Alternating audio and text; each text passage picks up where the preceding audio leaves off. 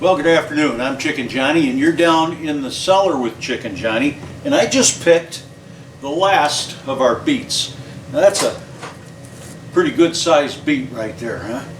I got a bunch of these because these are the end of the season beets.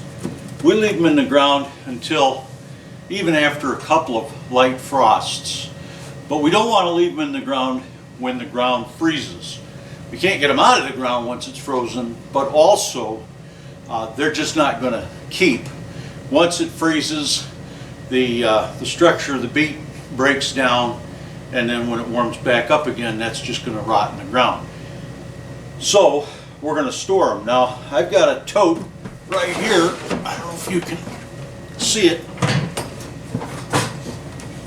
I got about 75 pounds, 50 pounds of beets in there. This is one of three that I'm going to be putting up. And so how do we get the beets to last through the winter without canning them? Well, unless you can them, you're probably not going to get them to last all the way until, say, next summer. But I should be able to get them through to January or February by doing what I'm going to do now. And this is a technique that's been used for hundreds of years. It's not something, particularly unique with me. I remember going into my uncle's cellar up in Niagara, and they had things stored in sand. And so they pile sand on a shelf, then they spread the vegetables, and then they cover the vegetables with sand. It works with really any root vegetables. We're going to do it with the beets. We're probably going to do some of our sweet potatoes this way. But my problem is I don't have access to sand. I don't have a sand pile I can go to and get free sand. So the purpose of the sand is to keep the vegetables cool and damp.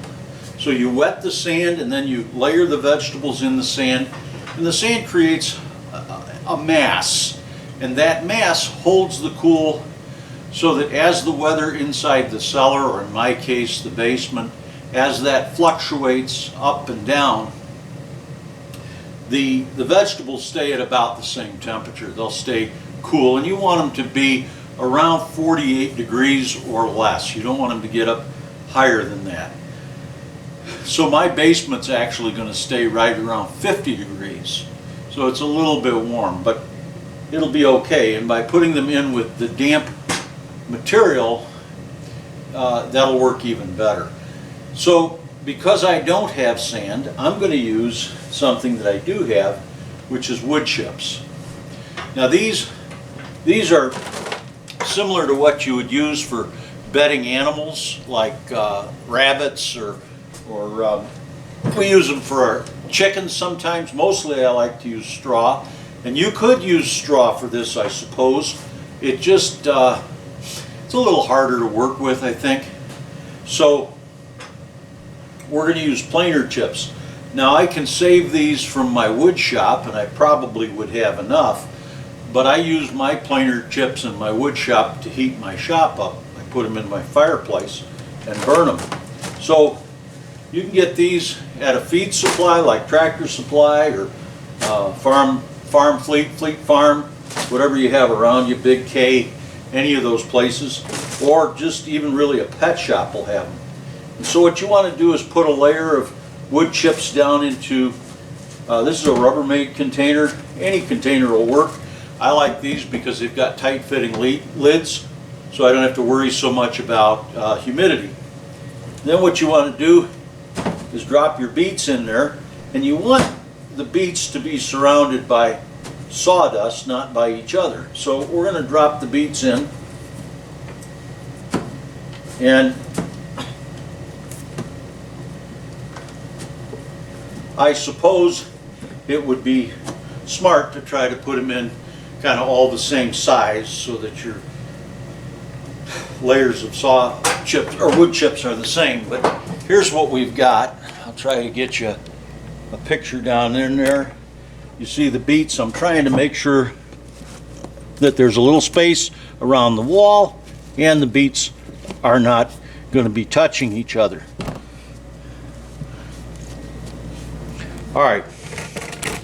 Notice also when I prepared the beets, I cut the tops off, but I left about an inch.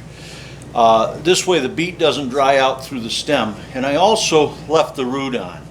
So that's important. If you don't do that, you're probably going to end up losing, they're going to end up rotting. So now, once we've got them in, we put another layer of damp sawdust.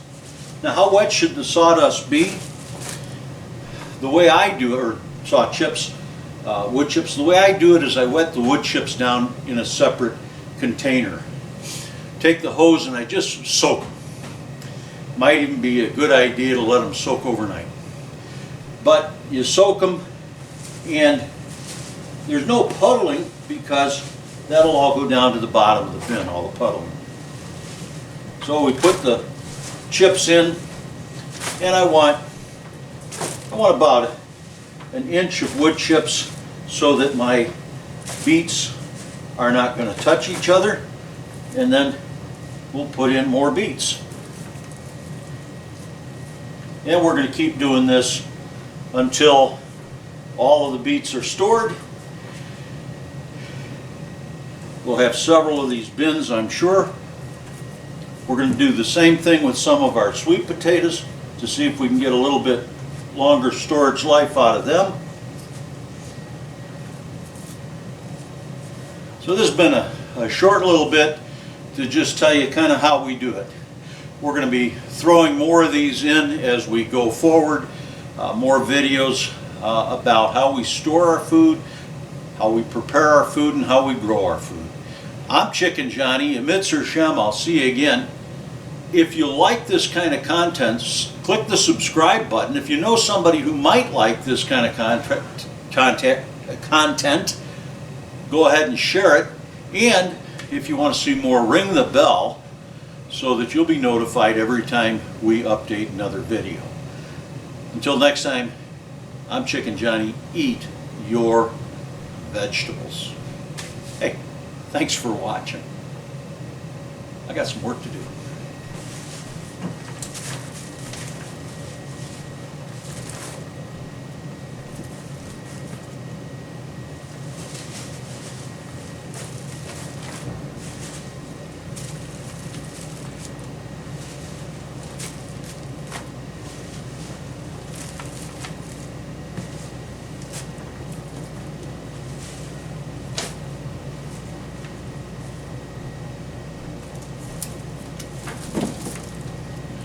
That's a beet. We got the beets, we got the beets, we got the beets. Yeah, we got them. Willard Grove's not the only one that can sing.